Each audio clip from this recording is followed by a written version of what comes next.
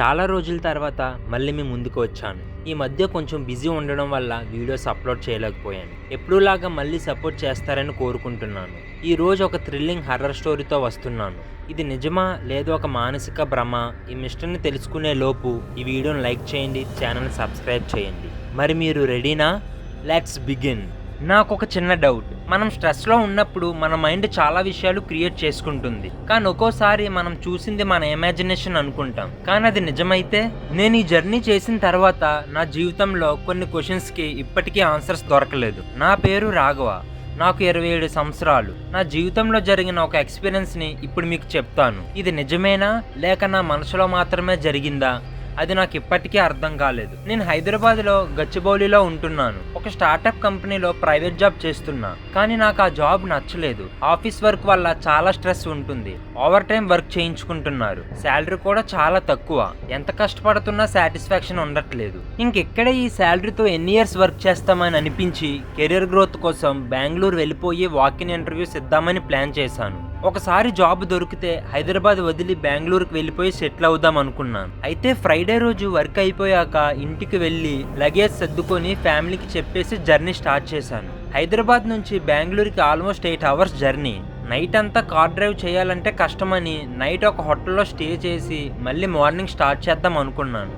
కానీ time save చేయాలనిపించి night హోటల్లో stay చేయకుండా లేట్ నైట్ డ్రైవ్ స్టార్ట్ చేశాను. సిటీ అవుట్స్కట్స్ దాటిన తర్వాత ఆల్మోస్ట్ టైం 1 గంట అయిపోయింది. చుట్టూ చాలా సైలెన్స్గా ఉంది. వెహికల్స్ కూడా చాలా తక్కువగా కనిపిస్తున్నాయి. అలా డ్రైవ్ చేస్తుండగా హైవే పక్కన ఒక మనిషి సూట్ వేసుకొని హైవే పక్కన నుంచున్నాడు. అతను నా వైపు విచిత్రంగా చూస్తున్నాడు. నేను అతనిని పాస్ అయిపోయి వెళ్ళిపోయినా కానీ అతను మాత్రం నా కార్ సైడ్ చూస్తూనే ఉన్నాడు. నాకు భయంతో నా గుండె ఫాస్ట్గా కొట్టుకుంది. అయినా ఈ టైంలో హైవే మీద ఎవరుంటారు? పోలీస్ వాళ్ళ లేదా ఇంకెవరైనా ఉండి ఉంటారా అని ఆలోచిస్తున్నా. అయితే కార్ స్లో చేసి అతని దగ్గరికి వెళ్దాం అనుకున్నాను, కానీ నా మైండ్లో కొంచెం కన్ఫ్యూజన్గా ఉంది. వెళ్ళాలా వద్దా అని. ఇంకా భయంతో నేను అక్కడ ఆపకుండా స్పీడ్గా డ్రైవ్ చేసుకొని వెళ్ళిపోయాను. మళ్ళీ ఆ మనిషి 15 minutes తర్వాత కనిపించాడు. అదే సూట్ వేసుకొని అదే మనిషి మళ్ళీ హైవే పక్కన కనిపించాడు. నాకు అసలు ఏం అర్థం అవ్వలేదు. ఇదేంటి, నేను ఆల్రెడీ ముందు పాస్ అయిపోయాను కదా, మళ్ళీ ఎక్కడ ఉన్నారేంటి అని అనుకున్నా. నాకు అసలు మైండ్ అంతా కన్ఫ్యూజన్గా ఉంది.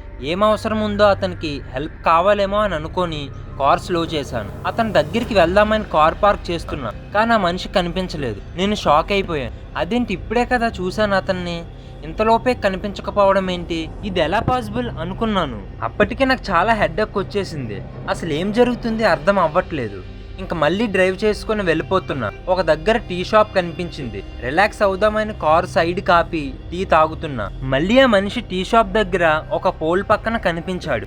అతను నా వైపు అలా చూస్తున్నాడు. నా బాడీ అంతా చల్లగా అయిపోయింది. ఇదేంటి దేవుడా, ఇదంతా నిజమా లేక నా ఇల్యూజనా అనిపించింది. టీ షాప్ అతను నన్ను చూసి నా దగ్గరికి వచ్చాడు. ఏమైందన్నా అలా ఉన్నారు? ఏదో కంగారుగా ఉన్నట్టున్నారు అని అడిగాడు. ఆ పోల్ దగ్గర ఎవరైనా కనిపిస్తున్నారా అని అడిగాను.